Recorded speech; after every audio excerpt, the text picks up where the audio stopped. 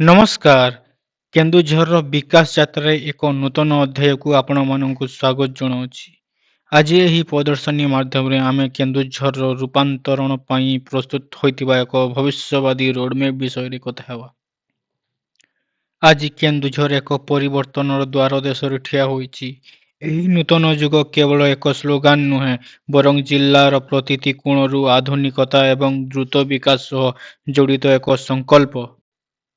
କେନ୍ଦୁଝର ହେଉଛି ଓଡ଼ିଶାର ଖଣି ସମ୍ପଦର ହୃଦୟ। ଆମର ଏହି ପ୍ରାକୃତିକ ସମ୍ପଦକୁ ଆଧାର କରି ଆମେ ଏଭଳି ଏକ ଭିତ୍ତିଭୂମି ପ୍ରସ୍ତୁତ କରିବାକୁ ଯାଉଛୁ, ଯାହାର ସ୍ଥାନୀୟ ଲୋକଙ୍କ ଆର୍ଥିକ ସ୍ଥିତିରେ ସିଧାସଳଖ ପରିବର୍ତ୍ତନ ଆଣିବ। ଏହି ବିରାଟ ପରିବର୍ତ୍ତନ ପାଇଁ 1900 କୋଟିର ଏକ ଭବ୍ୟ ଯୋଜନା ପ୍ରସ୍ତୁତ କରାଯାଇଛି। ଏହି ପୁଞ୍ଜି ନିବେଶ ଶିକ୍ଷା, ସ୍ୱାସ୍ଥ୍ୟ ଏବଂ ଭିତ୍ତିଭୂମି ଭଳି ଗୁରୁତ୍ୱପୂର୍ଣ୍ଣ କ୍ଷେତ୍ରରେ ବ୍ୟୟ କରାଯିବ। ଏହା ସାମଗ୍ରିକ ବିକାଶ ସୁନିଶ୍ଚିତ କରିବ। ଆମର ପ୍ରାଥମିକତା ହେଉଛି ଗାଁକୁ ସହର ସହ ଯୋଡ଼ିବା।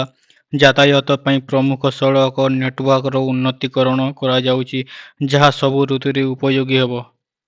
ଶିକ୍ଷା କ୍ଷେତ୍ରରେ ଆମେ ସ୍ମାର୍ଟ କ୍ଲାସରୁମ୍ ଏବଂ ଆଧୁନିକ ସୁବିଧା ସହିତ ବିଦ୍ୟାଳୟଗୁଡ଼ିକର ରୂପାନ୍ତରଣ କରୁଛୁ। ଏହା ଏକ ଜ୍ଞାନୀ ଏବଂ ଦକ୍ଷ ଭବିଷ୍ୟତ ପିଢ଼ିକୁ ଗଠନ କରିବା ପାଇଁ ମୂଳଦୁଆ ପାଲଟିବ। ଉନ୍ନତ ସ୍ୱାସ୍ଥ୍ୟ ସେବା ପାଇଁ ପ୍ରାଥମିକ ସ୍ୱାସ୍ଥ୍ୟ କେନ୍ଦ୍ରଗୁଡ଼ିକର ଆଧୁନିକୀକରଣ ସହ ପ୍ରତିଟି ଘରକୁ ସ୍ୱଚ୍ଛ ଏବଂ ନିରାପଦ ପାନୀୟ ଜଳର ଯୋଗାଇ ଦିଆଯାଉଛି।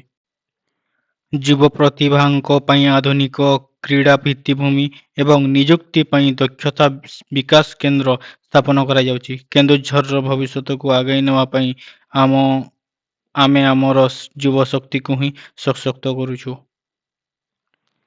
ନୂତନ ଶିଳ୍ପ ଏବଂ ପୁଞ୍ଜି ନିବେଶ ପାଇଁ ଏକ ଅନୁକୂଳ ପରିବେଶ ସୃଷ୍ଟି କରାଯାଉଛି। କେନ୍ଦୁଝରକୁ ଓଡ଼ିଶାର ଏକ ପ୍ରମୁଖ ଅର୍ଥନୈତିକ ଇଞ୍ଜିନରେ ପରିଣତ କରିବା ପାଇଁ ଆମର ଲକ୍ଷ୍ୟ।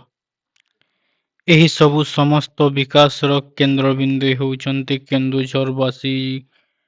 ଲୋକଙ୍କ ସୁବିଧା ଏବଂ ସେମାନଙ୍କ ଉନ୍ନତି ପାଇଁ ହିଁ ଏହି ଭବିଷ୍ୟତ ଗଠନ କରାଯାଉଛି। ଜିଲ୍ଲାରୁ ଜିଲ୍ଲା ବିକାଶ କରି ଆମେ ଓଡ଼ିଶାର ଏକ ସ୍ୱର୍ଣ୍ଣିମ ଭବିଷ୍ୟତ।